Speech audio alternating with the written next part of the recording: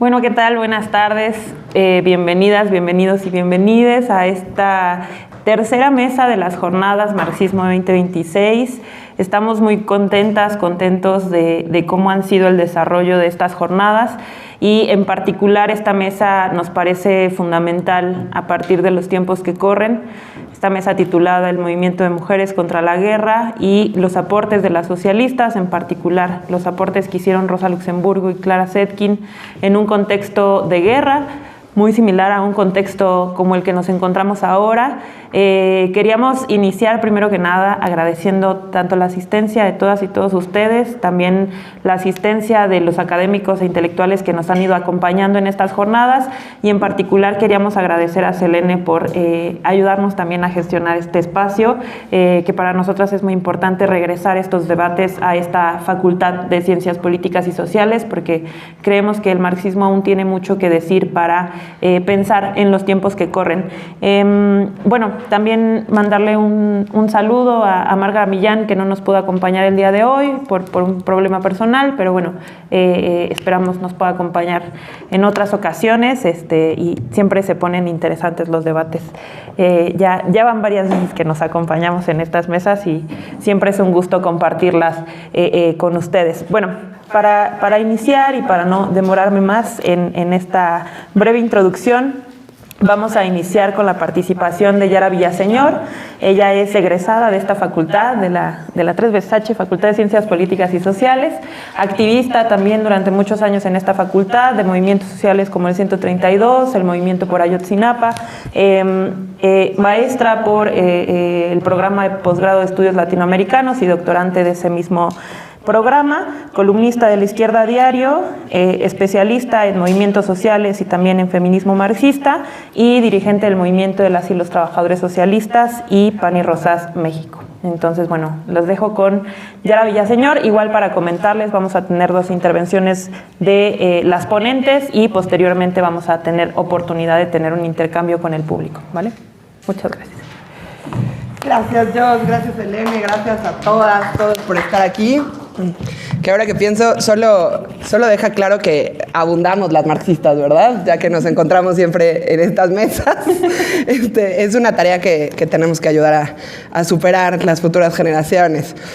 Bueno, pues como ya contaba Jos, este ciclo de las jornadas marxistas nos agarra en un momento muy convulsivo a nivel internacional y nos interesaba sobre todo regresar a las lecciones de las socialistas, en particular a su importante consigna Guerra a la guerra, para poder recuperar las experiencias que pues miles de trabajadores, trabajadoras, ¿no?, de militantes de la izquierda revolucionaria concluyeron durante varios años de enfrentar un escenario similar, ¿no?, hace poco más de un siglo y dejando, bueno, interesantes lecciones que desde ya queremos pues problematizar, poner en contrapunto, etcétera, ¿no?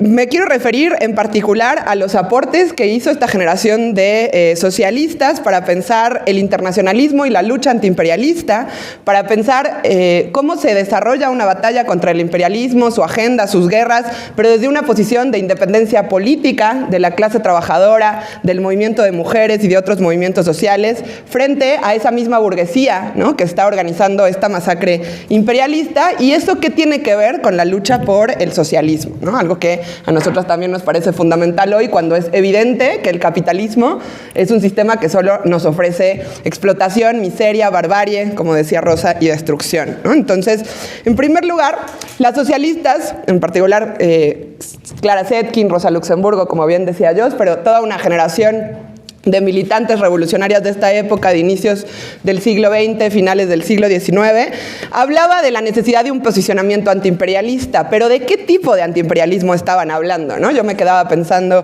cuando preparaba esta charla, porque hoy se habla mucho de antiimperialismo, ¿no? Hoy se habla de que hay que enfrentar la agenda de Donald Trump, pero después hay muchas formas, ¿no?, en las que se entiende que esta lucha puede desarrollarse. Y en particular quiero problematizar una que lleva a pensar esta utópica idea de que puede haber imperialismos benevolentes, ¿no? Es decir, que podemos tener capitalismos humanos que respondan a los intereses de las grandes mayorías.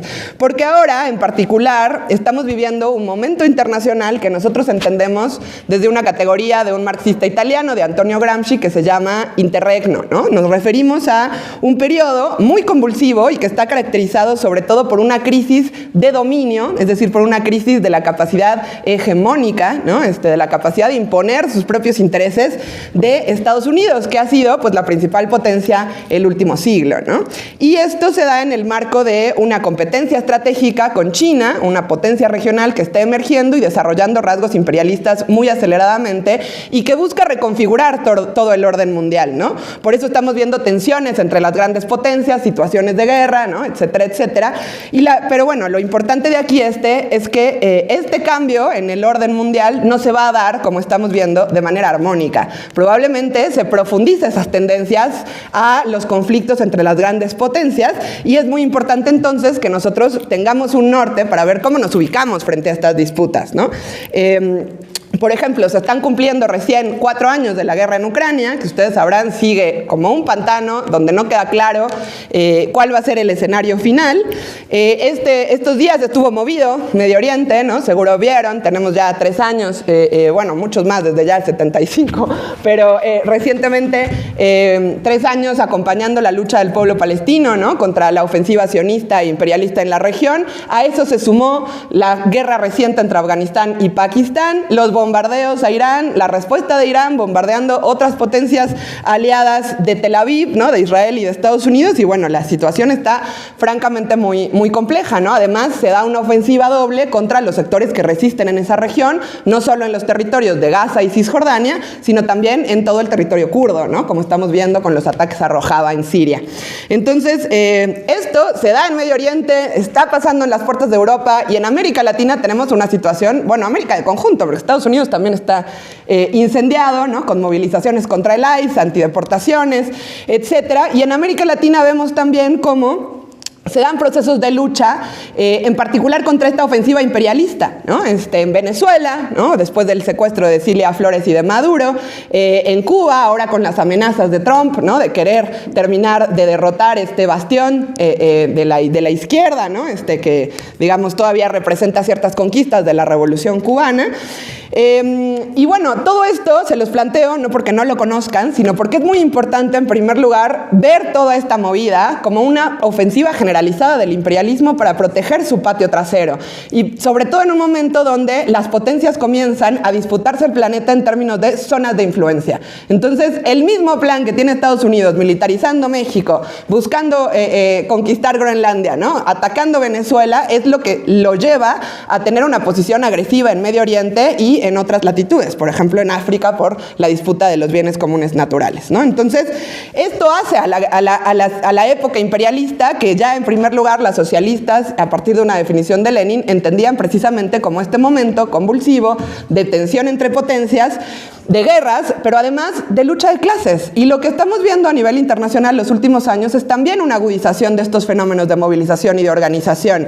Antes nos tiraban de a locos cada vez que hablábamos de huelga general. Ahora me encanta ver que a nivel internacional hay grandes gestas de la clase trabajadora imponiendo una huelga general, no solo por reivindicaciones económicas, es decir, por salario, por mejores condiciones de trabajo, sino por demandas profundamente políticas y antiimperialistas, como es la solidaridad con Palestina, lo cual es muy avanzado porque es un punto de apoyo para discutir qué tipo de internacionalismo necesitamos, no solo para frenar la guerra, sino para derrotar al imperialismo, ¿no? Entonces, de aquí que recuperemos estos debates. Se trata entonces de un antiimperialismo con una posición de independencia de la clase trabajadora frente a toda burguesía, no solo la burguesía imperialista, sino también las burguesías nacionales, y también pensando cómo esta ubicación política cambia en función del carácter del país del que se trate, ¿no? Y la relación que tenga este país y su dinámica política con la lucha de clases internacional. ¿A qué me refiero? Las socialistas en esta época, acompañadas, ¿no?, por toda la militancia socialista del momento, discutieron que frente a la guerra había dos posiciones que podían sostener las y los revolucionarios. Por un lado, lo que se llama el derrotismo revolucionario, que hace a pelear por la derrota de esas burguesías imperialistas que son nuestro enemigo en casa, ¿no? Digo, no es el caso de México porque no somos un país imperialista, pero si estuviéramos en Francia, en Estados Unidos, ¿no?, en Italia, en las grandes potencias, tendríamos que exigir en primer lugar la derrota de nuestros propios gobiernos, la derrota de nuestras burguesías.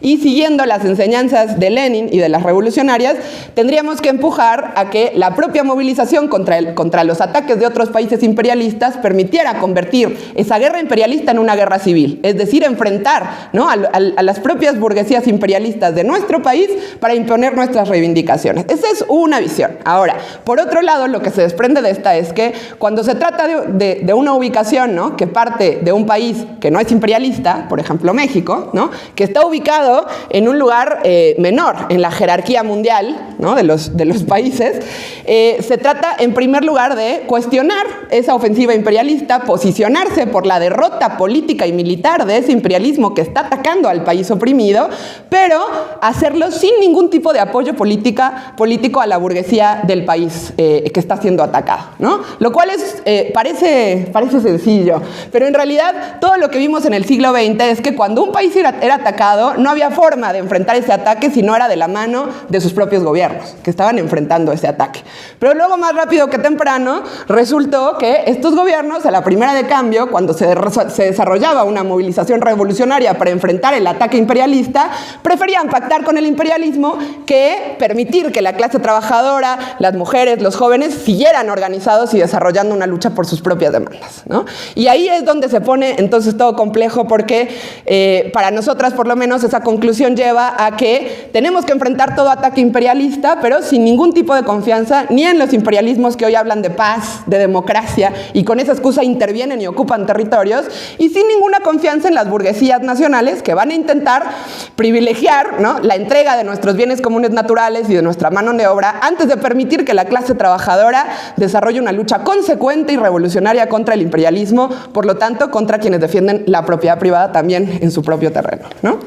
Entonces, bueno, esto es muy importante porque a mí me parece que nos permite decir hoy qué podríamos opinar sobre la guerra en Irán, ¿no?, y en Medio Oriente, que es una discusión, me parece también muy importante, porque, uno, tenemos como trasfondo, en este caso, el declive de la hegemonía, de esta capacidad de dominio de Estados Unidos, ¿no?, donde Trump, como les decía, está lanzando una ofensiva recargada con la doctrina Monroe para proteger su zona de influencia ante China. Y por eso vemos estas medidas cada vez más agresivas, ¿no?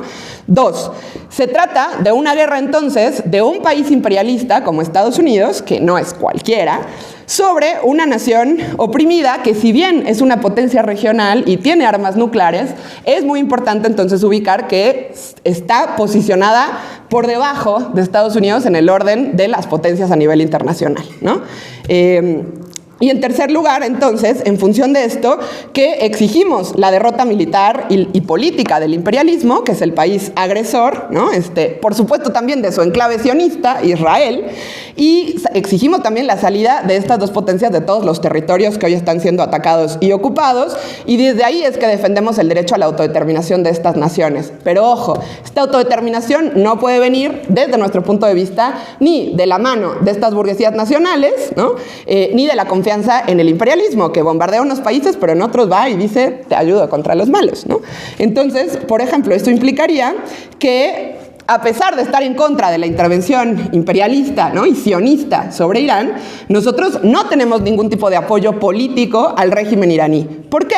No sé si ustedes conocen el régimen iraní o han seguido algo sobre Medio Oriente, pero en este caso en particular se trata de un régimen de los ayatolás, un ala súper fundamentalista, ¿no?, teocrática del Islam, que por supuesto tenía una agenda no solo vinculada a los intereses de las petroburguesías en la región y de las élites fundamentalistas religiosas, sino que además desarrolló un programa absolutamente reaccionario contra las mujeres y contra la población LGBT o contra las minorías étnicas como los kurdos, ¿no? Por ejemplo.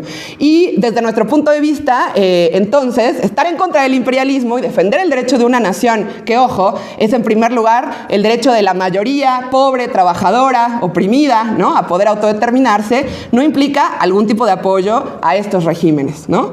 Cosa que nos quieren, a veces, de lo que nos quieren convencer diciendo, bueno, pero tienes que estar de un lado, ¿no? Es decir, si no estás con Estados Unidos, ¿con quién estás? Tienes que estar con China. Cuando China explota a su propia clase trabajadora de una manera brutal, despoja, ¿no? Continúa el saqueo y el extractivismo y además oprime a otras nacionalidades.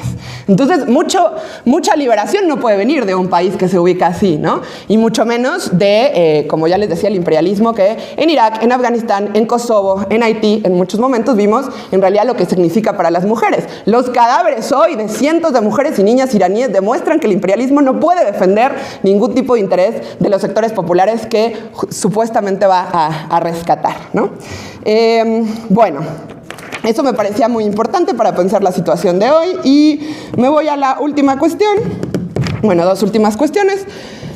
Frente a esto, creo que sería importante recordar qué hicieron las socialistas entonces, en esa época, para organizarse contra la guerra, ¿no? Porque no solo era tener una ubicación política correcta, era también cómo construyes volúmenes de fuerza para enfrentar la guerra, con qué cuerpos, con qué fuerza organizada vamos a enfrentar el ataque imperialista, ¿no? Y las maniobras de las propias burguesías nacionales.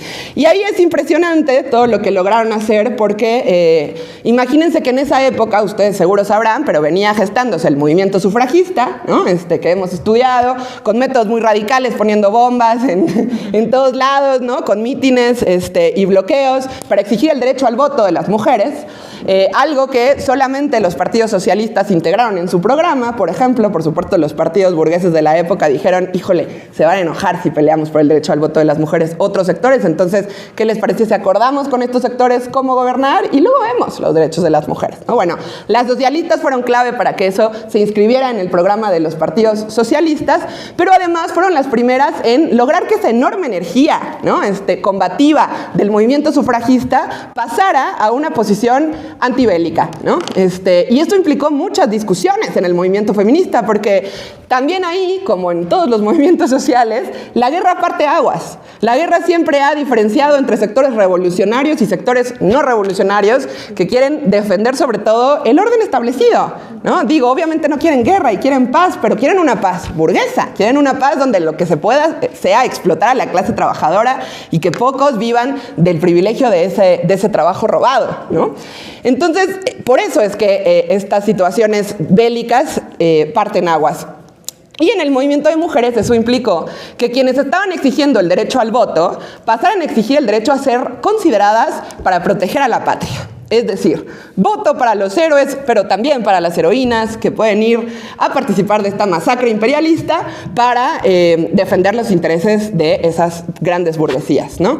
Lo cual implicó, por supuesto, una derrota estratégica muy importante para el movimiento de mujeres, porque cientos de militantes feministas en realidad pasaron de enfrentar a esas burguesías, a esos gobiernos que no querían otorgarles el voto, que no querían otorgarles otros derechos, ¿no? Como, no sé, la jornada laboral reducida, etcétera, etcétera, y olvidaron esas diferencias para entonces pasar a apoyar, ¿no?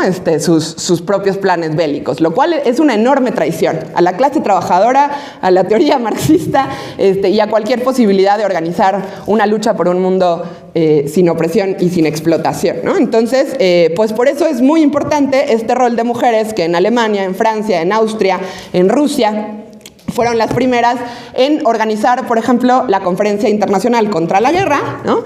En votar esta consigna, guerra a la guerra, y en poner al servicio de esta política a las cientos de trabajadoras que tenían organizadas. Imagínense, la socialdemocracia alemana llegaba a tener millones de votos en el Parlamento y se dice que organizaba más de 1,5 millones de trabajadoras y trabajadoras en las fábricas, con periódicos ilegales, con imprentas legales e ilegales, ¿no? Entonces, imagínense esa fuerza organizada encabezada por las mujeres, enfrentando la ofensiva imperialista, ¿no? Y sobre todo buscando vincular cada batalla primero contra la guerra, pero después cada batalla de la vida cotidiana, por aumento salarial, por reducción de horas de trabajo, por, contra el trabajo infantil, por ejemplo. Vincular cada una de esas batallas a la agenda de los imperialistas, lo cual implicaba repudiar la guerra, ¿no? Y vincularlo también a la perspectiva de la necesidad de un gobierno de las y los trabajadores para garantizar la paz. Y esto es una conclusión muy importante, muy avanzada, porque si ustedes piensan hoy, no es que en México no hay luchas, ¿están de acuerdo? O sea, los mexicanos luchamos todo el tiempo contra la desaparición forzada, por las 40 horas, contra el feminicidio, por aumento salarial, contra el mundial, contra la gentrificación, lo que quieran, ¿no? O sea, por el control de las rentas, contra, por mejores precios en los alimentos, ¿no? Todo el año pasado vimos movilizaciones del sector campesino, no se diga el movimiento indígena, el movimiento de mujeres, desde ya el movimiento juvenil. En México luchamos mucho. El problema es que las luchas están desarticuladas y se quedan en el terreno de las reivindicaciones inmediatas. Y eso es el principal mecanismo que tiene la clase dominante para mantener su dominio. ¿Por qué? Porque entonces todas estas pequeñas luchas terminan por no servir para cuestionar el problema de fondo, que es el orden en el que vivimos, tanto político como económico, ¿no? Y en ese sentido, pues las socialistas ayudan precisamente a identificar este puente entre las luchas cotidianas y entre las luchas por un gobierno de los trabajadores. Y ahí, por supuesto, nosotras reivindicamos sobre todo que esta experiencia está sintetizada en el programa de transición de León Trotsky, que permite precisamente una serie de consignas que ayudan a que estas peleas inmediatas de la clase trabajadora y de las mujeres en primer lugar sirvan para atacar el poder político de los capitalistas. Les pongo un ejemplo. Me salté. Les pongo un ejemplo que tiene que ver con, por ejemplo, la discusión ahora del reparto de horas, ¿no? Cómo se logra una reducción de la jornada. Nosotros estamos por trabajar 30 horas a la semana, no 40, imagínense, todavía menos. Es decir, opinamos que podríamos trabajar 6 horas, 5 días a la semana sin reducción salarial, que podríamos distribuir todo el trabajo disponible entre todos los que no tienen empleo, todas las manos desocupadas, y por esa vía reducir el tiempo de trabajo también de cada jornada, porque si hay más manos disponibles, pues menos tiempo tendríamos que trabajar. Ahora, ¿cuál es la clave para lograr esto? Atacar las ganancias de los capitalistas. ¿Por qué? Porque los empresarios nos dicen que no hay dinero, por eso nos despiden, que no hay dinero, por eso cierran fábricas. Por ejemplo, ahora tenemos una importante huelga en una fábrica llantera al norte de la ciudad que se llama Tornel, donde los obreros están peleando contra el cierre de fábrica y los despidos injustificados de su patronal, que gana miles de millones al año, pero que opina que ya no puede sostener los bajos salarios de los trabajadores y prefiere cerrar. Y ante eso, ¿qué podemos hacer para vincular una lucha que parece solamente económica, ¿no? Solo queremos nuevos puestos de trabajo, que no nos echen, con el problema de cómo administran los capitalistas la producción. Y ahí, por ejemplo, el programa de transición plantea la posibilidad de que esa fábrica tendría que ponerse a producir por sus trabajadores y ser ocupada. Y demostrar que quienes producen y mueven todo son los trabajadores, no la patronal, que ni siquiera probablemente sabe cómo funcionan sus máquinas para hacer llantas, ¿no? Entonces, estas experiencias que vienen de toda una generación de pelear contra la guerra, contra las burguesías nacionales, por un programa propio, pues están sintetizadas en este texto que es muy útil, ¿no? Y también, para reivindicar a Luxemburgo, aunque ahora Selene va a profundizar más en eso, pues es muy importante cómo por otra vía, en otro contexto, pero en el mismo momento, llegó a una conclusión similar, con una de las formulaciones más increíbles que hay en la teoría marxista, que es la idea de la huelga general política, ¿no? La huelga general insurreccional como una vía para imponer no solo demandas económicas por salario, ¿no? Por mejores condiciones laborales, sino demandas políticas. Y ahí es donde por primera vez en el marxismo, en función de esta experiencia de la Revolución Rusa, de la Revolución Alemana, que fue derrotada y que terminó en el asesinato de Luxemburgo y de Liebknecht, permite identificar cómo cómo para lograr estas demandas políticas, la clase trabajadora tiene que utilizar las posiciones que ocupa en la producción. Porque hoy hay un debate también sobre la clase trabajadora. ¿Dónde está? ¿Son los obreros industriales? ¿O son las amas de casa? ¿O son los trabajadores de aplicaciones? ¿dónde están? Nosotros tenemos una visión más amplia de la clase trabajadora y opinamos que todo aquella que tenga que trabajar para vivir es parte de la clase trabajadora. Y luego puede haber capas y algunos también ingenuos que opinan que ya son clase alta, ¿verdad? Pero lo que queremos recuperar es que desde la pandemia para acá se demostró que las posiciones estratégicas de nuestra clase, si ocupamos la industria eléctrica, el transporte, petroquímicos, ¿no? Y los lugares esenciales como salud, educación, la logística, pueden paralizar la sociedad. Y pueden cambiar la correlación de fuerzas y permitir a la clase trabajadora imponer su agenda y sus demandas. Ahora, hay un enemigo en cuestión para lograr ese programa y se llama burocracia sindical. Y de este gran ejemplo, este gran invento que tuvo la burguesía para construir una policía política dentro de los sindicatos, ¿no? Aprendió y luego importó esa policía política a los movimientos sociales. Entonces, es interesante regresar sobre las experiencias de esta generación de revolucionarias y de Luxemburgo en particular contra aquellos sectores que en la socialdemocracia alemana precisamente buscaban una visión de menor... Pues sí, que abandonaba el horizonte revolucionario, ¿no? No están para contarles, no me voy a tardar mucho, pero Luxemburgo es famosa en primer lugar por esta gran batalla política que dio contra un ala, llamamos revisionista, es decir, que buscaba quitarle el filo combativo al marxismo, ¿no? En la socialdemocracia alemana, y que decía que el capitalismo ya había llegado a un grado de desarrollo tal, piensa en Alemania a inicios del siglo XX, o sea, potentes ciudades industriales, ¿no? Decían que el capitalismo había llegado a un grado de desarrollo tal que iba a ir superando sus contradicciones, como la crisis, ¿no? Como el antagonismo de clase, y que por lo tanto, con la presencia que tenía la socialdemocracia en el Congreso, en el Parlamento alemán, se iban poco a poco a poder votar leyes socialistas que permitieran que la clase trabajadora llegara al socialismo, ¿no? Se oye bonito, ¿no? Tenemos mayoría en el Parlamento, somos una organización grande, ¿no? Nos votan, vamos al Parlamento y ahí, pues, que votamos que se acaba la propiedad privada, ¿no? O votamos que expropiar a Slim. Ok, ¿no? Evidentemente no iba a pasar solamente con medidas electorales, ¿no? En el Parlamento. Evidentemente se necesitaba desarrollar una fuerza organizada por abajo. Y el problema de la socialdemocracia es que poco a poco este combate contra los capitalistas pues lo fue dejando atrás, ¿no? Para lograr, para llegar a hablar del socialismo solo en días de fiesta. Y mientras mantener todo en las luchas económicas. Es decir, sí, por supuesto, vamos a las huelgas por mejora salarial, por mejores condiciones de trabajo, por recortar la jornada de las mujeres, por prohibir el trabajo infantil, pero no para pelear por el socialismo, ¿no? Y entonces, ¿eso qué fue haciendo? Se mezcló con otro fenómeno, que era la composición de la socialdemocracia. Imagínense, precisamente en Alemania, la clase trabajadora alemana tenía condiciones que poco tenían que ver con otros países semicoloniales. ¿Por qué? Porque un país imperialista tiene beneficios producto de la renta que se apropia de otras nacionalidades oprimidas. ¿Se entiende esto? Es decir, Estados Unidos vive en la riqueza porque expolia a los otros países, ¿están de acuerdo?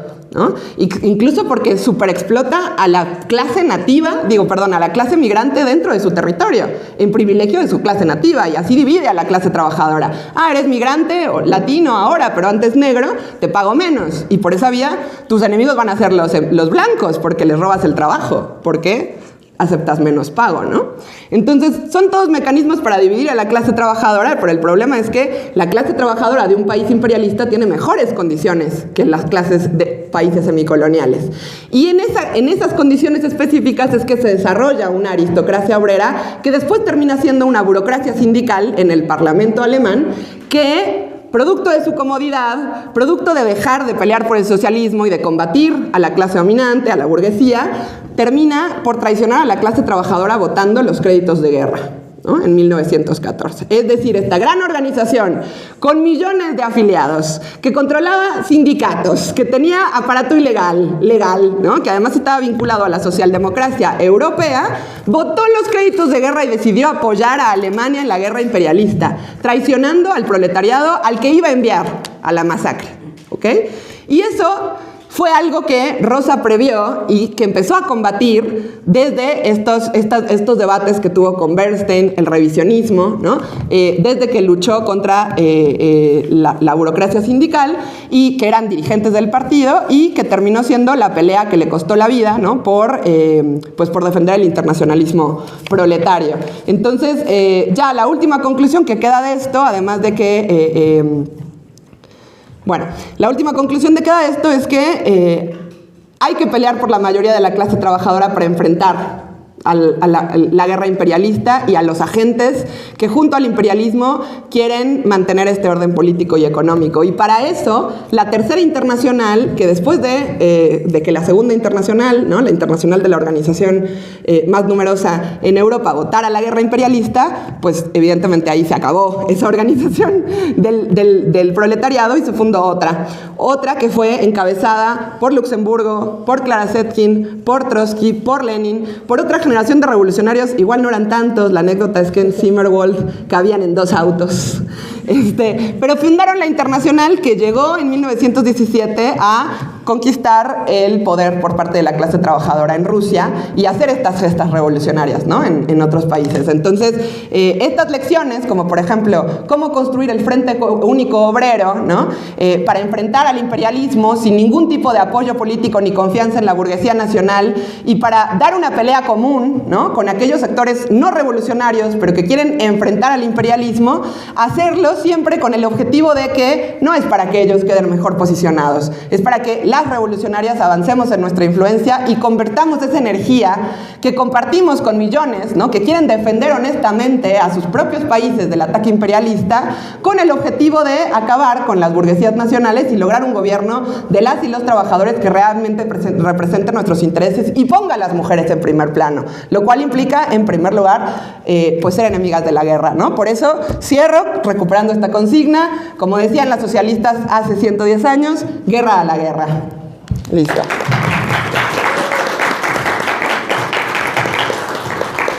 Muchísimas gracias, Yara. Yo me quedo con 2 cosas en particular de tu intervención. Por un lado, cuando enunciabas, digamos, esto con respecto a como esta exigencia de tomar un bando ante las guerras, ¿no? Necesariamente, y sobre todo cuando se presentan guerras o intervenciones entre un país como Estados Unidos, que históricamente se ha presentado como el país que trae la democracia y que es el más adelantado para los derechos de las mujeres, etcétera, y que cuando hay intervenciones hacia Medio Oriente, ¿no? Porque ese es el discurso que se tiene, ¿no? También sucede que incluso nuestros derechos son utilizados como pretexto para justificar esas intervenciones, ¿no? Y entonces pareciera que o estamos del lado de los ayatolas que hacen lo que hacen con los derechos de las mujeres, o estamos del lado del imperialismo, que no es que va a traer nada bueno hacia las mujeres tampoco, ¿no? Lo pensaba, por ejemplo, en el contexto de la retirada de Estados Unidos en Afganistán, ¿no? Y era como de, ay, alguien quiere pensar en las mujeres, ¿qué va a pasar ahora que van a avanzar los talibanes y tal? Cuando en realidad pues la opresión hacia las mujeres y lo que estaban viviendo cotidianamente no es que era mejor con la intervención imperialista, ¿no? En Afganistán. Y con lo último que dices con respecto a esta política consecuente que tuvo Rosa Luxemburgo para denunciar la guerra, pero también para denunciar el revisionismo, etcétera, y me parece muy interesante, que creo que a lo mejor ahora podemos extendernos más hacia eso también, pensar en cómo hay un hilo conductor entre tener una política consecuente hacia los derechos de las mujeres, pero también en torno a la guerra, pero también en torno a la recuperación del marxismo, ¿no? O sea, no es casual que los mismos personajes que le decían a Rosa Luxemburgo con esas palabras, diciéndole perra rabiosa, ¿no? Diciéndole que no podía ser parte del movimiento marxista, fueron los mismos que tuvieron una lectura revisionista y fueron los mismos que terminaron apoyando a la guerra, ¿no? Entonces, bueno, yo me quedaría con esas cosas. Estuvo muy interesante, muy, muy intensa esa intervención. Vamos a continuar ahora con Selene Aldana, que nuevamente tenemos el gusto que nos acompañe en esta mesa. Ella es socióloga y doctora por la Facultad de Ciencias Políticas y Sociales, también es profesora de esta facultad y es coordinadora del proyecto de investigación La participación femenina en la sociología. Ha sido muy importante su labor en la recuperación de los aportes que las marxistas con A han hecho pues sí, los debates en torno a la sociología, pero también en torno a los movimientos sociales en general y sobre todo a partir de este proyecto de Marxistas Reloaded, que ha sido muy importante, y su fanzine como consecuencia de ello. Y bueno, pues nada, un aplauso para recibir a Selene.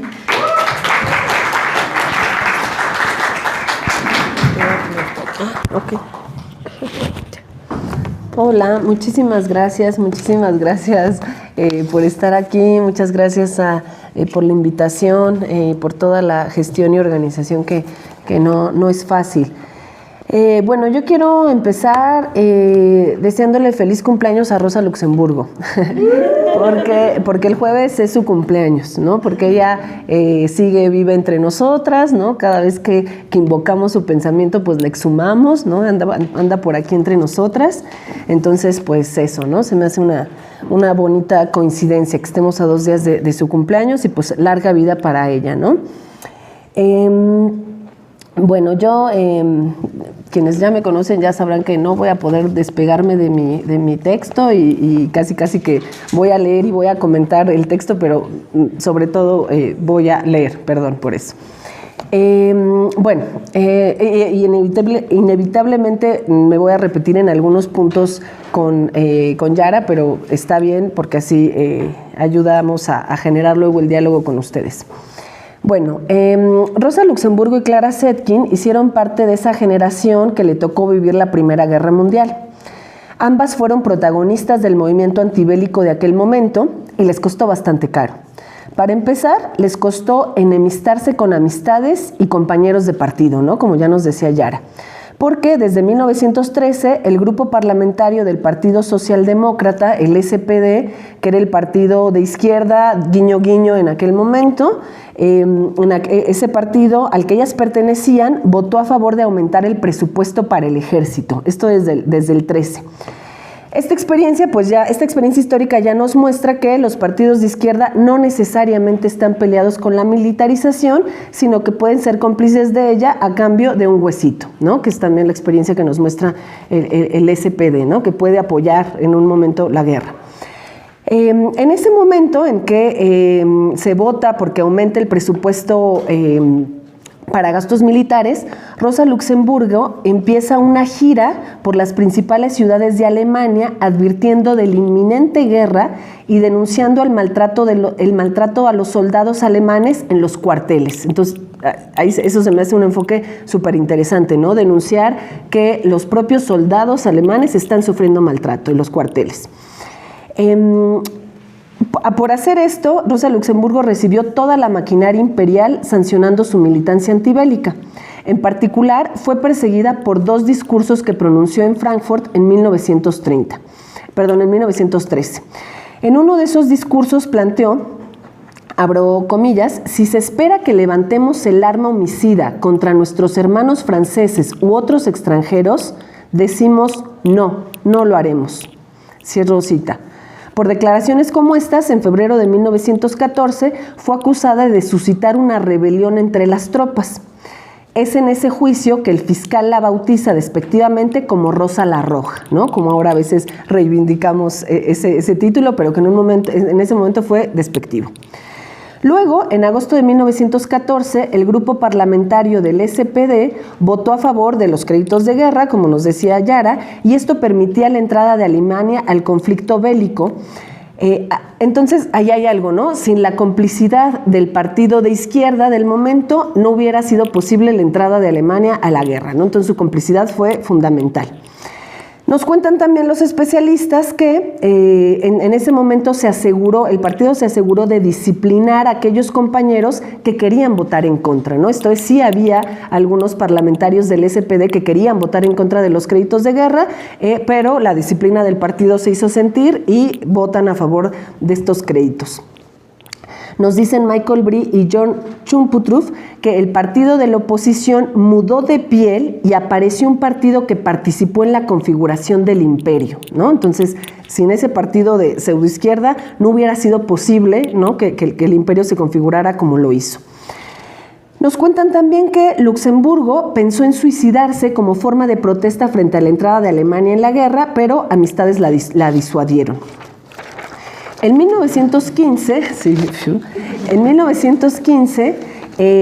Rosa de nuevo fue encerrada en prisión, donde siguió escribiendo material antibélico que salía al mundo clandestinamente a través de amistades.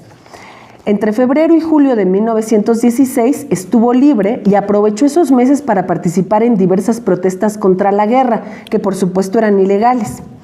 De julio de 1916 a noviembre del 18 volvió a estar encerrada en prisión preventiva sin cargos ni condena. Por todas estas estancias en la cárcel, ¿no?, que llegaron a ser de hasta más de un año, su salud se vio deteriorada drásticamente a causa de úlceras estomacales, ¿no? Entonces, revisaba esto y pensaba que es un ejemplo de eso que decimos de poner el cuerpo, ¿no? Que no es una metáfora, sino es literal, ¿no? Y ahí vemos que la cárcel sí es un castigo físico, ¿no? Distinto de lo que nos suelen decir, es un castigo físico que deteriora la salud, y en el caso de Rosa de Luxemburgo así fue, ¿no? Durante ese periodo en la cárcel siguió escribiendo artículos contra la guerra y publicándolos de manera clandestina. Años después, Hannah Arendt escribió sobre Rosa Luxemburgo que ella se negó categóricamente desde el principio hasta el final a ver en la guerra otra cosa que no fuera la más terrible calamidad, fuera cual fuera el resultado. En su opinión, el precio en vidas humanas, especialmente de proletarios, era en cualquier caso demasiado alto. Ahora voy a entrar, que es en lo que me voy a concentrar la mayor parte de mi intervención, voy a hablar un poco sobre el pensamiento antibelicista de Rosa Luxemburgo, ¿no? Bueno, ella tenía por principio fundamental que la guerra y el militarismo eran constitutivos del capitalismo, así como que las guerras eran siempre entre grandes potencias y consistían siempre en el saqueo y sometimiento de los pueblos. En su célebre libro La acumulación de capital, afirma que el militarismo ejerce en la historia del capital una función perfectamente determinada. Acompaña los pasos de la acumulación en todas sus fases históricas. En el periodo de la llamada acumulación originaria, el militarismo desempeña un papel en la conquista del Nuevo Mundo y de la India, dice ella. Más tarde, en la conquista de las colonias modernas, participa en la destrucción de las sociedades primitivas, en la apropiación de los medios de producción, en la imposición forzosa del comercio de mercancías en países cuya estructura social es un obstáculo para la economía del mercado, en la proletarización violenta de los indígenas, la implantación forzosa de ferrocarriles en países atrasados y la ejecución de los créditos de capital europeo. El militarismo, nos dice Rosa Luxemburgo, el militarismo es también, en lo puramente económico para el capital, un campo de acumulación. Por lo tanto, el nacionalismo nunca era una opción, no podía ser una opción. Planteaba ella que la clase trabajadora tenía que realizar su propia política exterior, ¿no? Frente a esa política imperialista, decía, la clase trabajadora tiene que poner en práctica su propia política exterior, guiada por los intereses revolucionarios e internacionalistas. Su primer deber, decía ella, era desnudar los intereses capitalistas ocultos bajo cualquier conflicto internacional, ¿no? Entonces nos dice, frente a cualquier guerra, ¿no?, ¿qué nos toca hacer a las personas críticas? Desnudar los intereses capitalistas ocultos bajo esa guerra, ¿no? Y pues creo que ahí hay una reflexión muy importante para nosotros en la universidad, porque la universidad debería asumir esa tarea, ¿no?, de analizar cuáles son los intereses capitalistas que están detrás de las guerras, asumiéndolo como un compromiso con la sociedad y con las luchas de izquierda. Para luchar contra el imperialismo es necesario, nos dice ella, por una parte, explicar desde el punto de vista marxista el trasfondo de los conflictos armados y, por otra parte, fortalecer la solidaridad internacional de los trabajadores. Además de esto, para Rosa, el medio del que dispone el proletariado para acabar con las guerras o poner fin a las existentes, como ya nos decía Yara, es la huelga de masas. Nos dice ella que la sociedad no podrá vivir de hecho si la producción se interrumpiera por algún tiempo, de modo que los productores solo necesitan suspender el trabajo para impedir a gobiernos despóticos de carácter personal la realización de sus empresas. Entonces, bueno, igual que Yara, yo pensaba en la relevancia entonces de las campañas, de esta campaña en apoyo a Palestina, el BDS, ¿no? Boicot, desinversión, sanción, que es esta idea, que sería un poco esa idea de una huelga de masas, ¿no? De un boicot de masas, y también en el llamado a que las universidades rompan convenios con universidades israelíes, ¿no? O sea, son como que formas en las que se puede traducir esa idea de huelga de masas. La posición antibelicista de Luxemburgo también se halla vinculada a su posición anticolonial y antiimperialista. Nos dicen Brie y Chumputruf que su perspectiva desde Europa Central Oriental era especialmente sensible a las destrucciones que el capitalismo causaba en su periferia, por lo que se solidarizaba con los pueblos desposeídos por el capitalismo, ¿no? Entonces siempre es un dato bien importante no olvidar, pues que Rosa era una migrante, ¿no? Que Rosa viene de la Europa periférica, ¿no? Es polaca, entonces tenía esa sensibilidad, ¿no? De venir de una nación que precisamente también había sido ya despojada por procesos imperialistas.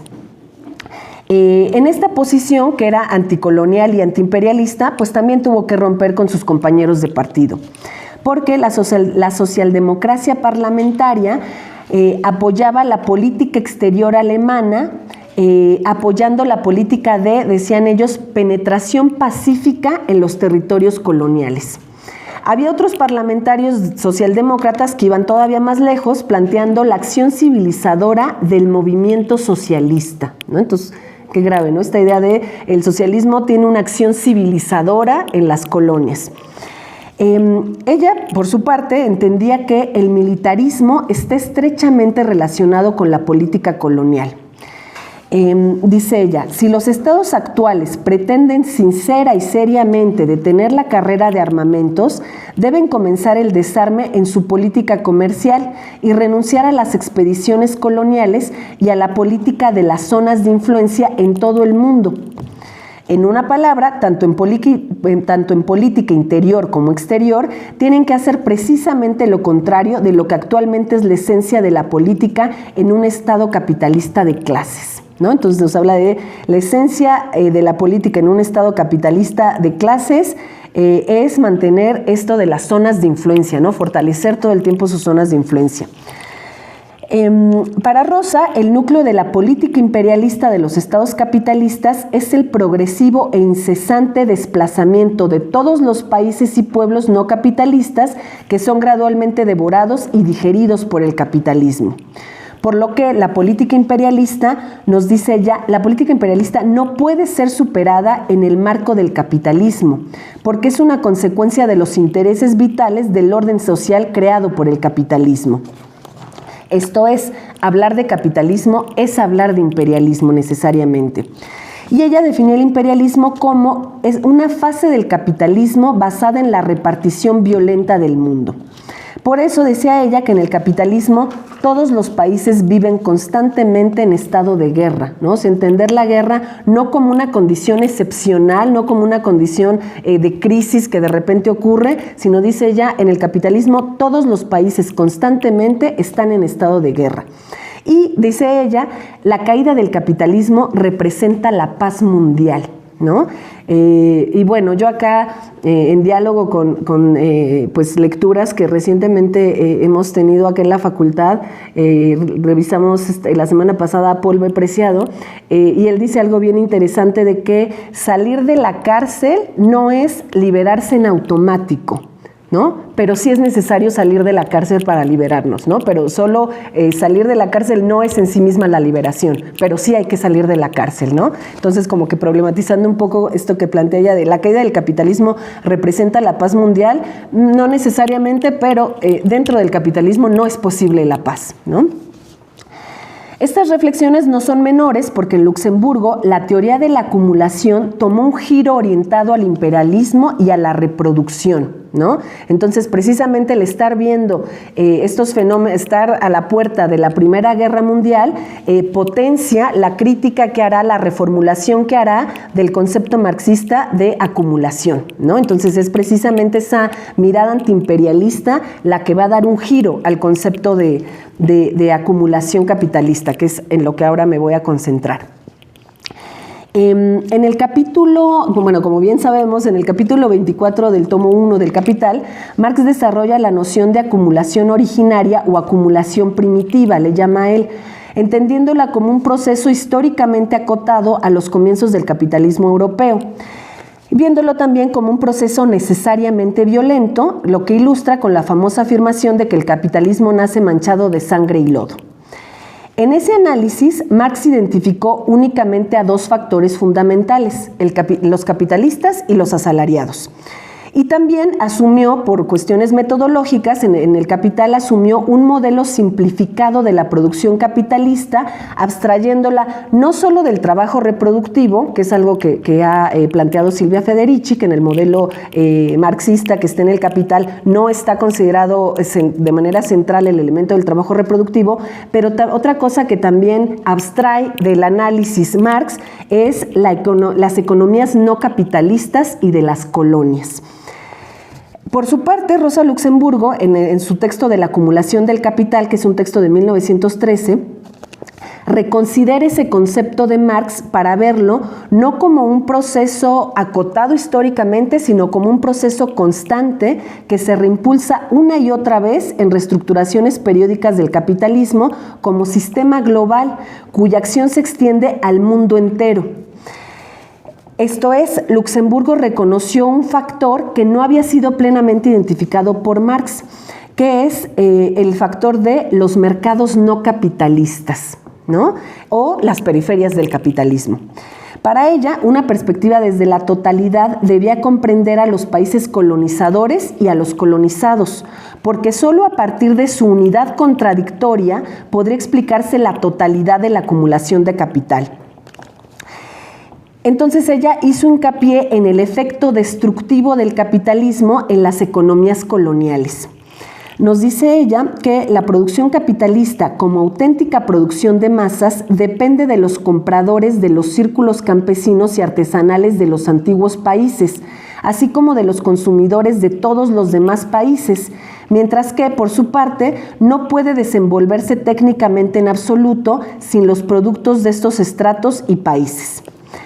Así, desde el principio tuvo que desarrollarse una relación de intercambio entre la producción capitalista y su medio no capitalista, en la que el capital encontró tanto la posibilidad de realizar su propia plusvalía para los fines de una mayor capitalización en oro puro, como de proveerse también de todo tipo de mercancías necesarias para la expansión de su propia producción y finalmente de obtener escuchemos esto, ¿no? En obtener un nuevo acceso constante a una fuerza de trabajo proletarizada mediante la destrucción de estas formas de producción no capitalistas, ¿no? O sea, primero hay que generar el despojo para proletarizar a esa población. Para el funcionamiento del mercado interno capitalista es indispensable el mercado exterior, esto es, el entorno social no capitalista que absorbe productos y suministra elementos de producción y mano de obra. Es constitutiva de toda acumulación de capital la relación entre el modo de producción capitalista y los modos de producción no capitalistas. De modo que la acumulación de capital resulta de la combinación de la explotación del trabajo asalariado y de la destrucción de las sociedades no capitalistas. Esto es, el capitalismo produce su propio exterior y precisa que ese exterior se mantenga para seguir viviendo de sus recursos. Esto es, el capitalismo, para existir, depende de las economías precapitalistas o después de las economías que ya hacen capitalistas pero quedan como periféricas. El capitalismo para existir depende de esas economías que no eran capitalistas, pero no a la inversa, ¿no? O sea, acá quiero enfatizar que esto de la relación de dependencia, ¿no? Es del polo capitalista hacia los polos periféricos y no a la inversa, porque esas sociedades no capitalistas ya tenían aseguradas sus formas de vida previa a la imposición del capitalismo, ¿no? Entonces, acá me acordaba de esta película de Parásitos, ¿no? Que un poco lo que plantea es la pregunta, ¿y quién es el parásito? ¿No? ¿Quién depende de quién? ¿Quién parasita a quién? Entonces, bueno, en el caso de Rosa Luxemburgo es claro la idea de es la economía capitalista es parasitaria de las economías periféricas. Entonces, pensándolo en el tema que nos ocupa, ¿no? de las guerras, los genocidios que atraviesan el mundo hoy, bueno, pues yo creo que la reflexión ahí es que para ser lo que es, Israel necesita de una Palestina. Y Estados Unidos, para ser lo que es, necesita de una América Latina que explotar y destruir, ¿no? Sin esas periferias no podría existir un Israel, un Estados Unidos, ¿no? Nos dice Rosa Luxemburgo que la circulación del capital se paralizaría si no lograra conquistar el mundo no capitalista como proveedor barato de materias primas y como mercado para los productos industriales de las metrópolis capitalistas. Ella encuentra entonces que la contradicción central del capitalismo es que la acumulación capitalista necesita formaciones sociales no capitalistas. Esto es, sin no capitalismo no hay capitalismo, ¿no? O sea, sin esas economías que tenían otras formas de organización no podría haberse consumado el capitalismo. Esa contradicción inevitablemente conduce a guerras, ya que toda nueva expansión colonial va acompañada de esta guerra tenaz, nos dice ella, esta guerra tenaz del capital contra las formas sociales y económicas de los naturales, dice ella, así como de la apropiación violenta de sus medios de producción y sus trabajadores. Y por supuesto siempre hay resistencias, ¿no? Entonces inevitablemente la acumulación de capital lleva a las guerras. Indica que aquello que lleva a ese concepto de la guerra mundial es la competencia de las metrópolis por el control de los territorios periféricos, que es precisamente pues, el panorama actual, ¿no? En el que Estados Unidos, China, Rusia antagonizan por asegurar y ampliar sus zonas de influencia, ¿no? Ya en un fuera máscaras, ¿no? Ya descaradamente una cosa de afianzar y ampliar sus zonas de influencia. Rosa enfatiza que con la destrucción de las economías naturales, como les llama ella, no solo había pérdidas económicas, sino que eran sobre todo enormes pérdidas civilizatorias, les dice ella. Esto es, no es solo que se destruyan los modos de producción precapitalistas, sino que en esa expoliación de las periferias también hay pérdidas civilizatorias, ¿no? Esto es, hay la destrucción no solo de formas de modos de producción, sino de formas de vida, ¿no? De formas de organización social. Y eso es algo que ella lamenta profundamente porque admiraba esas formas de organización precapitalistas basadas en la propiedad comunal. Las tomó como muestra de la posibilidad de la existencia de un orden económico y de propiedad no capitalista. Toma también esas economías precapitalistas como punto de referencia histórica para criticar al capitalismo y aún así y aún más las toma como modelo para su ideal de una sociedad futura. En esos lugares, el punto de partida y el punto final, dice ella, que admiraba, ¿no? de esas organizaciones precapitalistas. Decía, para esas sociedades el punto de partida y el punto final de toda su organización son las necesidades inmediatas de la vida cotidiana y su satisfacción por igual para todos, ¿no? Y eso es lo que admiraba. Admiraba que, decía, en esas sociedades todos trabajan juntos para todos y todos determinan todo juntos. Podemos afirmar que entonces para Rosa Luxemburgo el proceso de acumulación permanente incluye la explotación de las colonias, de la naturaleza, del trabajo doméstico no remunerado de las mujeres, el desplazamiento de poblaciones campesinas e indígenas, la privatización de bienes comunes como el agua, pero también incluye entonces el proceso de acumulación la destrucción de cosmogonías de los pueblos originarios, ¿no? Que es también lo que está ocurriendo con las guerras y genocidios. No solo están siendo destruidas las poblaciones, sino las cosmogonías de esas poblaciones. Y cierro con una reflexión sobre las implicaciones de esta teorización de Luxemburgo para la estrategia política de izquierda, ¿no? Michael Bree y John Chunterproof nos dicen que después de conocer, un poco también esto lo decía Yara, después de conocer la Revolución Rusa de 1905, la clase obrera alemana perdió su posición de vanguardia en el pensamiento de Rosa, ¿no? O sea, este pensamiento en movimiento que al conocer la experiencia de la Revolución Rusa de 1905, algo se mueve, ¿no? Y entonces en su pensamiento deja de estar esa idea de que la vanguardia es la clase obrera y empieza a considerar como parte del llamado movimiento obrero a capas populares más amplias. incluyendo al campesinado, que había sido tachado en otros momentos como reaccionario, y también aquellos que Marx había mencionado como parte del lumpenproletariado, ¿no? Entonces empieza a considerar a esos grupos también como parte de la clase proletaria. Hace hincapié en la conexión entre las luchas obreras de los países capitalistas, las de Rusia y las de los pueblos colonizados de África y Asia y de las Américas.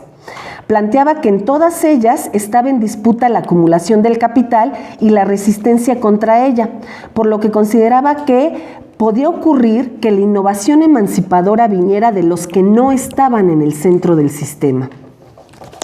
Acá voy a leer una cita de Michael Bree y John Chuptrufuf, que dice: al mirar en la práctica el conjunto de las luchas y ver el mundo desde el punto de vista de los oprimidos, de los autoorganizados, de los que luchan, y al mirar en la teoría la acumulación del capital en su conjunto y no limitarse a la relación inmediata capital-asalariado, abrió el marxismo y el socialismo a nuevas formas de movimientos y luchas, mostrando que la posición anticapitalista tendría que ser también explícitamente anticolonial, antiimperialista y antimilitarista.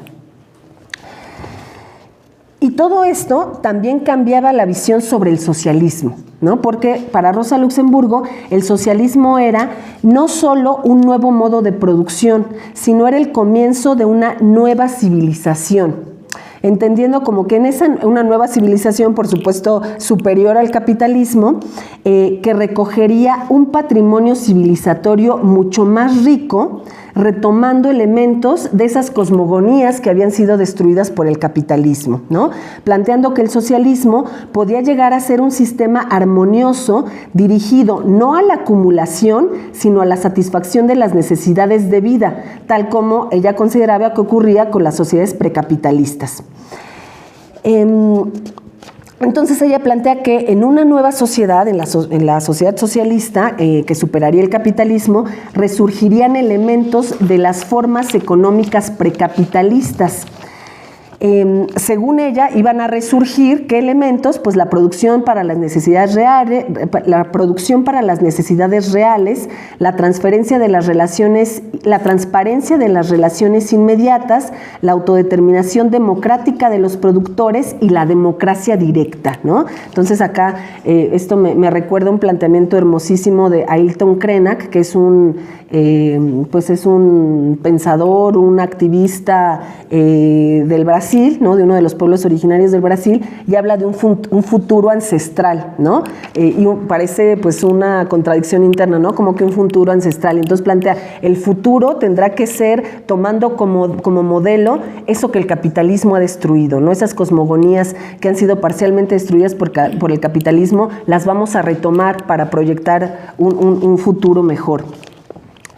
Así que con Rosa Luxemburgo podemos afirmar que las guerras que atraviesan al mundo el día de hoy son guerras, y es una expresión que ella sí usa, guerras imperiales de conquista, cuyo propósito es reproducir las condiciones de los ciclos capitalistas basados en el despojo del sur global y la proletarización y explotación de sus poblaciones. Son guerras encaminadas a que las grandes potencias afiancen y amplíen sus zonas de influencia, poniendo en riesgo la reproducción misma de la vida en el planeta. Entonces, ¿qué podemos retomar de Rosa, ¿no? Para cerrar. Bueno, yo pensaba, definitivamente tenemos que retomar de Rosa Luxemburgo su desprecio por los nacionalismos, ¿no? Su desconfianza por los partidos políticos, incluyendo aquellos que se dicen de izquierda, ¿no? De izquierda guiño guiño. Y retomar, en cambio, retomar de Rosa Luxemburgo, en términos positivos, esta idea de que el pueblo debe tener su propia política exterior, no una política no nacionalista, sino internacionalista, basada en una solidaridad entre los pueblos. Y poniendo en práctica este recurso de la huelga de masas, entendido de una manera amplia y compleja, ¿no? Como esto maravilloso que se hace el 9M, ¿no? Después del 8M, de salir a marchar el 9M, hacemos la huelga feminista, ¿no? Y entonces ahí estamos también recuperando este legado, ¿no? De las mujeres socialistas que hablaban de la huelga de masas, como que rompiendo con esta idea de la huelga obrera, ¿no? La huelga de masas es también el ama de casa, es parte del proletariado, también las juventudes, etcétera, ¿no?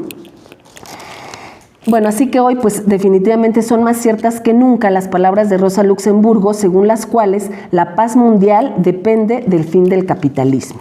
Muchas gracias.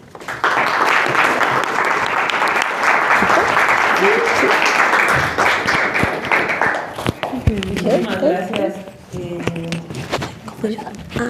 a ambas expositoras.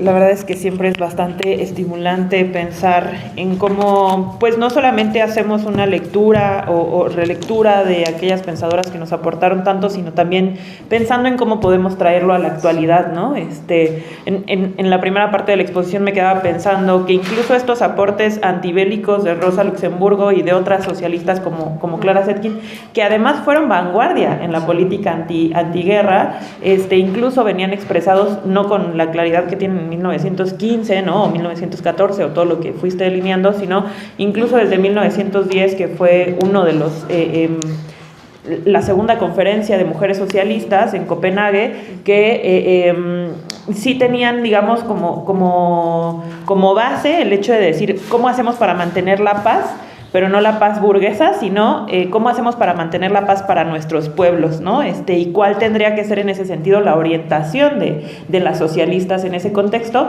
y que aparte es muy curioso porque ese mismo, por el contexto en el que estamos ahora, ese mismo Congreso de Copenhague fue en el cual se decidió por parte de las socialistas convocar a un Día Internacional de la Lucha por las Mujeres, que es lo que da origen al 8 de marzo, ¿no? Y que después de eso pasó mucha agua debajo del puente, ¿no?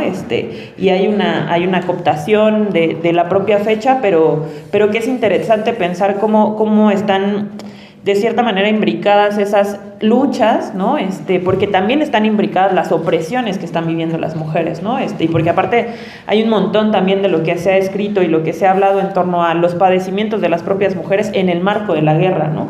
E incluso estas cuestiones como más ridículas de la derecha de decir, ay, sí, pues quieren igualdad, pues entonces que vayan a la guerra, ¿no? Y es como, no, o sea... Queremos la liberación de las mujeres, pero también la liberación de la humanidad, y por tanto no queremos guerras, ¿no? O al menos no esas guerras en las que quien termina siendo carne de cañón pues es la clase trabajadora, y ahora incluso de manera más extendida también hacia las mujeres, hacia las juventudes e incluso hacia las infancias con cosas terribles como lo que vemos en Palestina o recientemente en Irán, ¿no? Muchas gracias por sus comentarios, sus dudas, su retroalimentación. Bueno, a ver cuáles puedo abordar, ¿no? Bueno, todas son bien difíciles, ¿no? Esto de organizativamente cómo, ¿no? ¿Qué se hace antes y después de la huelga de masas? Y esa la voy a enlazar con esto que preguntaba Michelle, ¿no? La penúltima intervención de cómo convocar otros sectores, ¿no? Esto de la huelga de masas. Yo esto lo voy a decir muy en clave de el público que estamos aquí, ¿no? Yo veo una serie de problemáticas en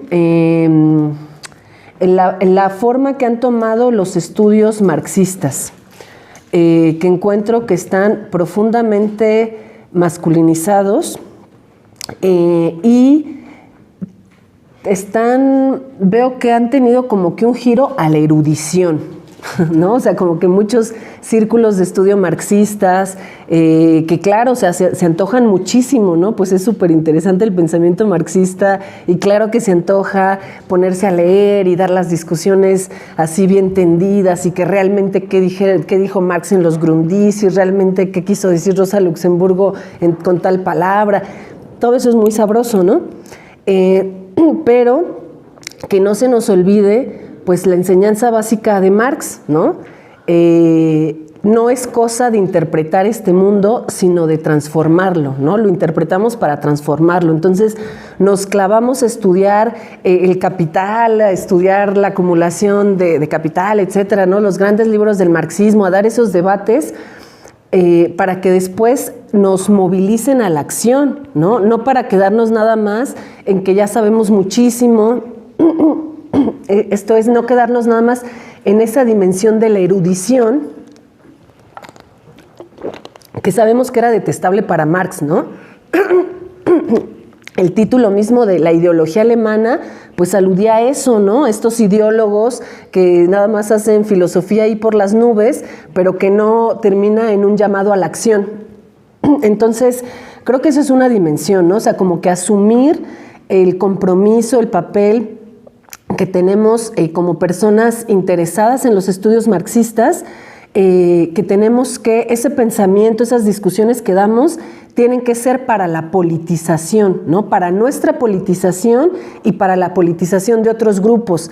No nos podemos quedar en ese nivel de la erudición, ¿no? Entonces creo que una dimensión muy importante del marxismo es que se traduzca en pedagogías críticas, ¿no? O sea, que se traduzca en esta vocación que tenía también muy fuerte Rosa Luxemburgo de ir a formar a las masas, ¿no? En una acepción no utilitarista, ¿no? De las masas, sino en el sentido de esa confianza, esa fe, ¿no? que ella tenía en las masas y en la posibilidad que hay de despertar conciencias, ¿no? Entonces creo que como personas interesadas en el pensamiento marxista no nos podemos quedar en el pensamiento marxista, ¿no? Tenemos que llegar a la praxis, que es lo más importante, ¿no? Entonces ahí creo que tenemos un trabajo muy importante para politizar, ¿no? Para formar.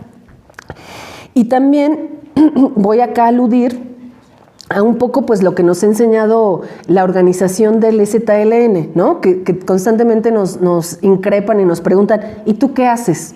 ¿No? O sea, esto de nosotras estamos ya organizando este superencuentro. ¿Y tú qué estás haciendo? ¿No? Tú en tu barrio, tú en tu comunidad, ¿qué estás haciendo? Entonces, a mí me gusta pensar al pueblo autoorganizado, pero no desde una vanguardia allá arriba, ¿no? Sino desde lo más micro, ¿no? Desde organizarnos aquí, ¿no? Entre nuestros compas de la facultad, organizarnos entre vecines, que creo que eso es lo que nos ha enseñado también la organización zapatista, ¿no? Este principio que me encanta de bajar, no subir, ¿no? Entonces, no querer organizar desde arriba, sino organizar desde abajo, ¿no? Y luego, en esa primera participación también dio el giro de el 8M, ¿no?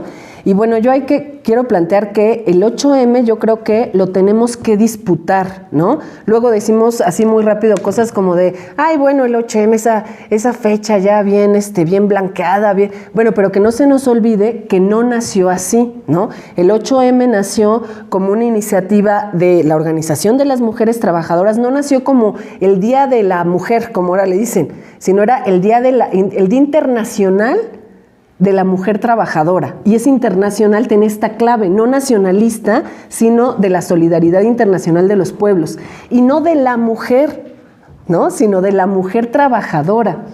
Entonces nació como una fecha desde el movimiento de mujeres obreras y luego lo cooptó la agenda de la ONU. Entonces, eso que decimos luego, ¡ay, esa fecha tan blanca! Bueno, la cooptó la ONU, pero de entrada no era eso. Entonces, tenemos que disputar el 8M, que es algo que la ONU hace todo el tiempo, ¿no? Cooptar las agendas de los movimientos populares. Y no podemos, cada que coopta una agenda, ya soltarla, ¿no? Porque también ha hecho cosas para cooptar los movimientos indígenas, ¿no? Como con esto de la patrimonialización, ¿no? Eso ha sido también una cooptación de los movimientos indígenas y no vamos a decir, ay, pues ya dejemos, ya ni modo, ya nos lo cooptaron. No, tenemos que disputar todas esas luchas que la ONU ha cooptado y que sigue cooptando, ¿no? Luego, esto de la articulación entre feminismo, la lucha feminista y la lucha capitalista. Yo ahí siento que desde el sur global tenemos una tarea enorme, ¿no? Porque la verdad es que en los últimos años, en esta última, no me gusta lo de las olas, ¿no? Pero en esta última fase, ¿no? de efervescencia de las luchas feministas, han sido muy de América Latina, ¿no? Han sido, entonces, en Europa la idea del feminismo es la ONU, es lo primero en lo que piensan, ¿no? Como de, pues, pero si aquí ya hay todos los derechos para las mujeres, ¿no? Es eso, es la agenda de la ONU. En América Latina son luchas populares, ¿no? Entonces, ahí sí definitivamente tenemos estamos siendo el epicentro en América Latina sobre esas luchas y hay que potenciarlas, ¿no? En una articulación de las naciones del sur global, ¿no? Esto que se decía hace en otra generación de la articulación del tercer mundo, pues yo creo que ese sigue siendo un horizonte, ¿no? Articularnos entre países del sur global, no en este sentido nacionalista, sino entre los pueblos del sur global. Y bueno, luego sobre estas reflexiones, ¿no? Sobre China, ¿no? Y sobre los partidos y todo esto, bueno, yo ahí digo muy a título personal que mi posición política personal es, yo no apoyo a ningún Estado, ¿no? Yo no apoyo a ningún Estado capitalista, ni siquiera apoyo a ningún Estado de esos que se dicen tener gobiernos de izquierda, ¿no? Porque yo me gusta mucho esa frase de Sara Eve, una rapera argentina, que dice, todo lo que viene de arriba seguro se pudrirá, ¿no? Entonces yo creo que la organización tiene que venir de abajo, de arriba.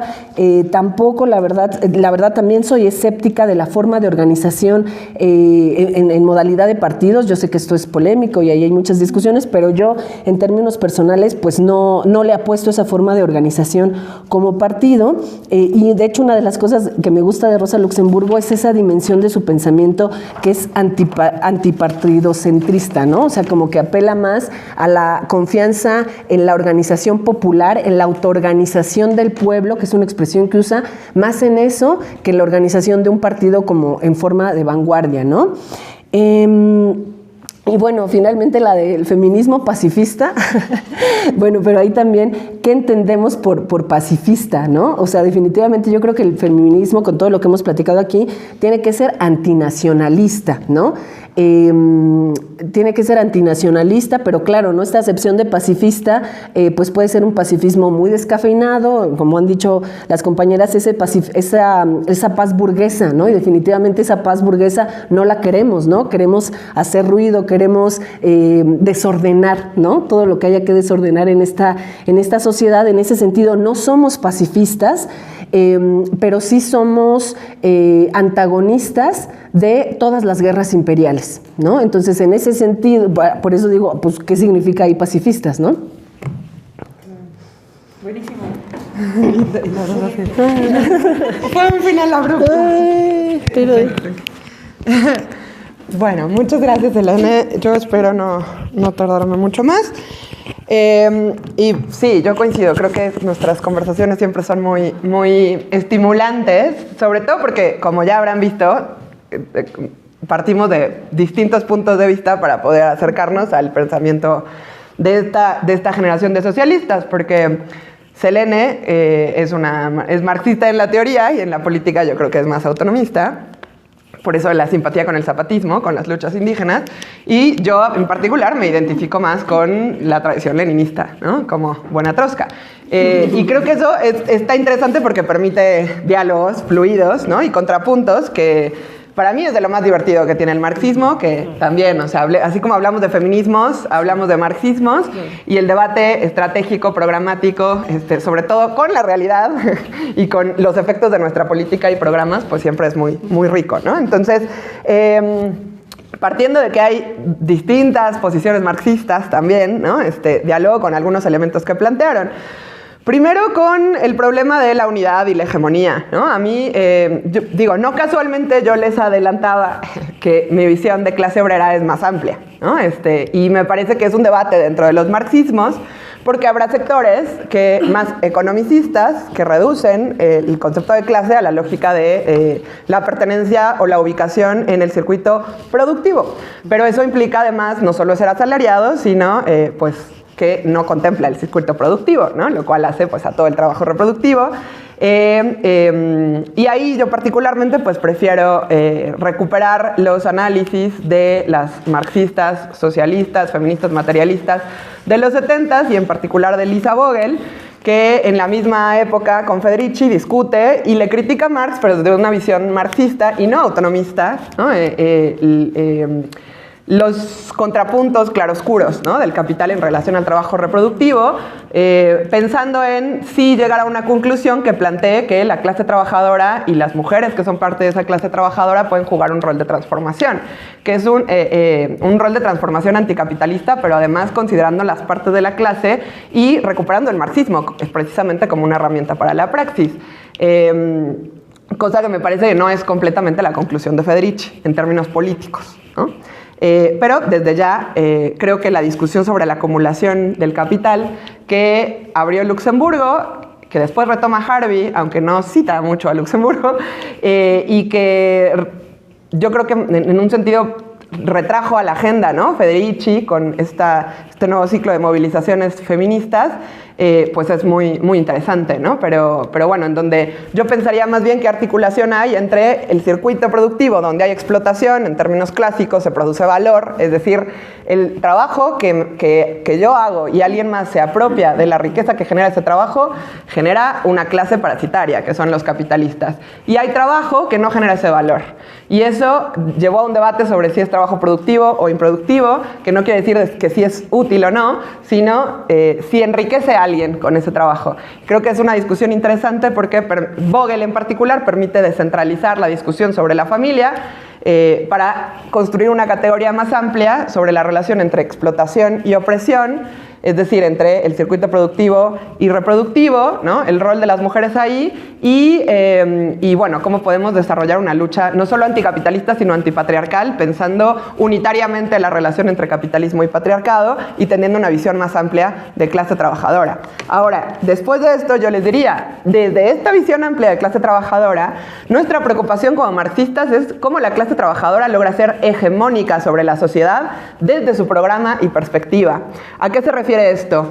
Ustedes mencionaban, bueno, ¿qué pasa con las otras clases que luchan contra los capitalistas, ¿no? Y que hoy no han sufrido este proceso de proletarización, no están en la economía asalariada o son sectores desocupados de la clase trabajadora que pueden ser reconocidos como parte del lumpenproletariado, ¿no?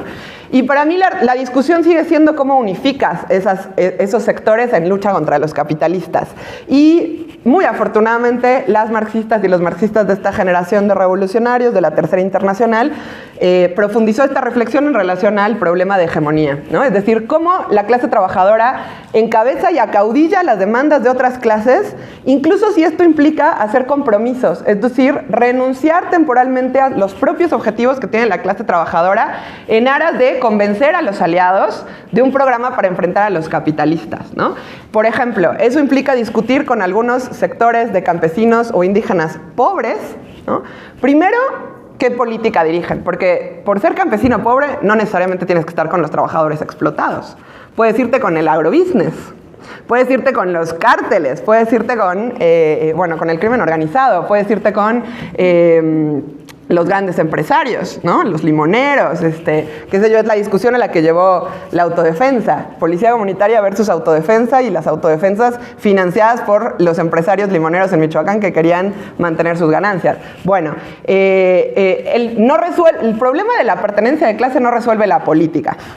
Y el problema de la política es también que te puede construir una unidad para ir detrás del programa de los burgueses, es decir, para defender la democracia burguesa, en efecto, no para destruir el sistema capitalista y atacar la propiedad privada y desarrollar la autoorganización popular. Entonces, el problema es qué clase puede levantar un programa independiente de los sectores dominantes, de los capitalistas, y convencer a otras capas de las clases, a otras clases de sus objetivos. Y ahí opino que el proletariado es el único que puede tener una posición independiente, porque todos los trabajadores tienen un elemento en común, que es que tienen que trabajar para vivir. Pueden tener pequeñas empresas o no, pero no estamos hablando de los grandes propietarios que invierten en la bolsa y financiarizan la economía, ¿no? Entonces, el problema de la hegemonía obrera es cómo la clase trabajadora convence a otros sectores de un programa anticapitalista. Y para eso tiene que ir en contra de sus propios enemigos, ¿no? Y eso implica, sí, la burocracia sindical o aquellos sectores dentro de la clase que pueden ser racistas, misóginos, que pueden estar en contra de la organización independiente, ¿no? Es decir, por ejemplo, la clase trabajadora que vota a Trump. Evidentemente hay una discusión con la clase trabajadora que votó a Trump, y que sea clase trabajadora no resuelve el problema de qué programa levanta, ¿no? Ahora, vinculado a eso y por la discusión sobre la organización, pues la fórmula leninista, yo no contrapondría, Lenin y Luxemburgo, jamás. Me parece una lectura autonomista, en realidad, de Luxemburgo. Luxemburgo tuvo diferencias con Lenin, con Trotsky, con la Revolución Rusa, sobre la base de compartir un proyecto estratégico que era la lucha por la Revolución Socialista Internacional a través de una herramienta fundamental como fue el Partido Revolucionario. Y esa es una definición que Luxemburgo sostuvo hasta su muerte, hasta que la asesinaron. Y rompió con la socialdemocracia, sí, con la que desconfió en algún momento, y después fue a fundar otro partido, porque no rompió con la definición de construir un partido revolucionario para la clase trabajadora que fuera internacionalista y antiimperialista, ¿no? Ahora, eso no quiere decir que no pudiera tener definiciones que contrapunteaban, ¿no?, a otra generación de los marxistas, y por supuesto tampoco invisibiliza que se peleó a muerte con una generación de revisionistas que querían evitar la revolución, ¿no?, en Alemania. Pero lo digo porque para mí la fórmula de la Tercera Internacional que logró las revoluciones es soviets y partido, y esa es una conclusión leninista, efectivamente.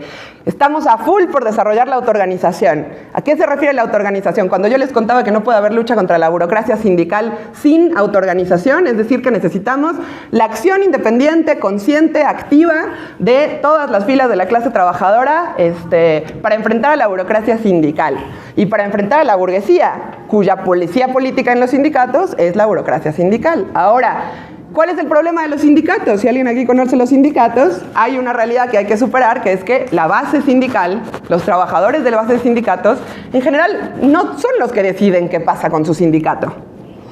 Yo, si soy trabajadora del Stunam, no puedo decir sindicato de 50.000 trabajadores a nivel nacional por Palestina.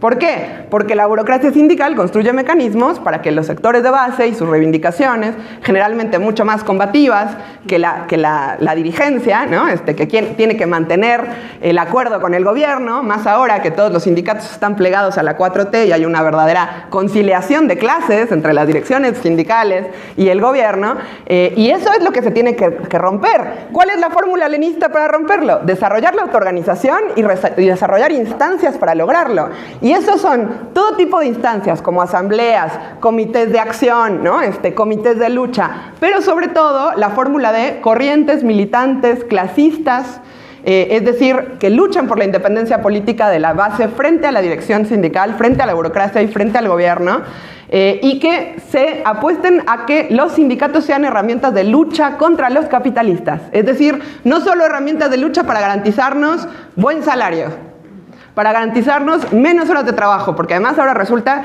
que muchas direcciones sindicales ni siquiera están peleando, entonces no están garantizando nuestros derechos laborales, ¿no?, en un momento de ataque, como vimos en Argentina con la reforma laboral, ya no se diga con situaciones de guerra, ¿no? Entonces, el problema es que esas corrientes militantes, clasistas, antiburocráticas, hay que construirlas. Por eso nosotros tenemos agrupaciones como organización revolucionaria en los sindicatos, en el movimiento de mujeres, en el movimiento estudiantil, porque desde ahí damos una pelea contra los sectores que dirigen de forma burocrática, quieren evitar la autoorganización, quieren evitar la unidad de las filas de los trabajadores, quieren evitar que lo más radical que tiene el movimiento de mujeres vaya con la clase trabajadora, por ejemplo, para parar todo contra los feminicidios, por lo que decían. Para decir, bueno, tenemos que enfrentar la militarización, ¿cómo? Con la huelga general. ¿Por qué no? Por ejemplo, yo incluso cuando decías ahora lo del BDS, ¿no?, y Palestina, yo cuando pensaba en el ejemplo de la huelga general reciente, pensaba en Italia. ¿Quieren ver una huelga general parando internacionalistamente contra el imperialismo y la guerra, ¿no?, por salvar a un pueblo de la masacre, del genocidio? Bueno, eso fue Italia, con millones de trabajadores, amas de casa, jóvenes, gente desocupada, y aprovechando que los grandes sindicatos paralizaron los centros productivos y llenando las calles para decir: todos con Palestina, basta de guerra, ni un arma, ni un buque, ni un aeropuerto, ni un avión se traslada por los puertos italianos hacia Palestina, ¿no? Y eso es concretamente poner una fuerza que es una posición estratégica. Las posiciones estratégicas son aquellas que si tú paralizan todas las que vienen después. Si paramos, por ejemplo, el estrecho de Hormuz ahora, con la guerra en Irán. Bueno, si se cierra el estrecho de Hormuz, que ojo, en la primavera árabe se cerró por los trabajadores y logró que cayera un gobierno, se puede poner al servicio de nuestras demandas y de nuestro programa como clase de manera independiente esas posiciones que ocupamos como clase trabajadora para cambiar la correlación de fuerzas, ¿no? Y todo esto es una escuela que está sintetizada en las lecciones de la Tercera Internacional y en los escritos de Luxemburgo en particular, pero también de Trotsky y de Lenin. Y ya se me acabó el tiempo, pero para mí, en función de esta discusión de partido más autoorganización, tendríamos que pensar que la fórmula de la Tercera Internacional era llegar a las masas a través de la vanguardia. Ni quedarse con la vanguardia, ni solo hablar de las masas. ¿Por qué? Porque hoy las masas no están luchando. Ese es el problema. Hoy no vemos un gran movimiento por Cuba, por Venezuela, contra el imperialismo. No estamos viviendo la situación que tenemos en Estados Unidos, y en gran medida es por la política de la burocracia sindical que sostiene, que divide, y por la política de pasivización del gobierno, que a toda costa quiere evitar un movimiento de masas de cara al mundial. No quiere nuevas movilizaciones que le pongan en jaque, como fue el 132 o Ayotzinapa contra Peña Nieto.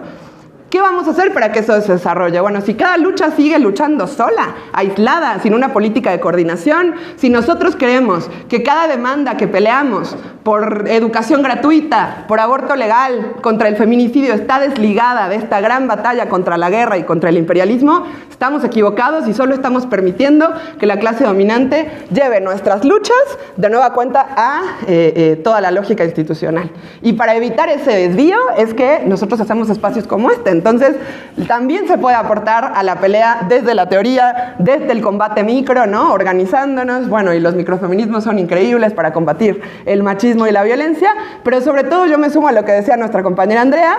Para nosotros la clave de las tareas hoy, para toda aquella compañero que se defina anticapitalista o antiimperialista, es construir un gran potente movimiento de mujeres en las calles que fortalezca un ala independiente del gobierno y de la derecha, independiente del imperialismo, que se movilice con las causas de los pueblos a nivel internacional, que lucha por un horizonte de transformación radical y que aproveche estas lecciones del marxismo y de 200 años de lucha de clases en particular para poder pronunciarse ahora, ¿no? Por los problemas más acuciantes que tenemos. No contesto lo de China, pero yo solo creo que tendrían que revisar pues cuánto tiempo van a poder seguir sosteniendo esa posición, porque pues China está desarrollando aceleradamente sus rasgos imperialistas, lo cual implica que están defendiendo a un país imperialista, que por ejemplo en el caso de el Congo, ¿no? De la República Democrática del Congo en África, que contiene más del 70% de los minerales vinculados al litio, ¿no? Que hoy es fundamental para las baterías eléctricas, por ejemplo, ¿no? Y entre 50 y 60% de las minas en el Congo de coltán son propiedad de los chinos. Por ejemplo, en Lima, la ciudad capital de Perú, toda la empresa que controla la energía eléctrica de Lima es de propiedad de capital chino. En Brasil, la inversión extranjera directa de China está alcanzando a la de Estados Unidos. Es algo evidentemente que aquí está muy lejos, más lejos de suceder. Pero el problema es que China se está disputando en clave imperialista el orden mundial. Yo jamás defendería a un régimen político que se asienta sobre la derrota obrera de Tiananmen. Me daría vergüenza decir que es un gobierno de izquierda que puede ser defendido porque tiene algo de socialista cuando se asentó sobre la base de derrotar una lucha obrera histórica como fue la de Tiananmen. Entonces, el problema es que así como Selene decía, ¿a quién oprime, a quién expolia Estados Unidos, América Latina? Y antes Europa a África. Y hoy China, ¿a quién va a expoliar? Esa es la pregunta. ¿Y ustedes van a estar defendiendo un nuevo país imperialista o van a estar del lado de los pueblos que combaten a la clase burguesa a nivel internacional? Entonces, bueno, cierro con eso. No quería dejar pasar esa provocación, pero bueno, muchas gracias. Muchísimas gracias a ambas ponentes. Yo solo quisiera regresar sobre esta idea de cómo hacemos para cortar la brecha entre los distintos movimientos, y creo que lo que ambas dijeron tanto de cómo disputamos un 8 de marzo que sea anticapitalista y que pelee, digamos, por derrotar las bases de este sistema de opresión y de explotación, pero también cómo damos esa pelea al interior de los sindicatos para que sean herramientas de lucha no solo del conjunto de las clases trabajadoras, sino de las demandas de las mujeres, es esencial. Y bueno, nada, llamamos a nuevamente tomar las calles masivamente este 8 de marzo, nos encontramos en las calles y ojalá nos puedan seguir acompañando en la última mesa de las jornadas, que es mañana a las 2 de la tarde, en la Facultad de Filosofía y Letras. Se va a poner también muy bueno porque va a estar Amílcar Párez Mandoki, Carlos Cofie y también Isabel Vega para discutir sobre la disputa de la juventud ante las derechas y las batallas culturales. Gracias. Muchas gracias.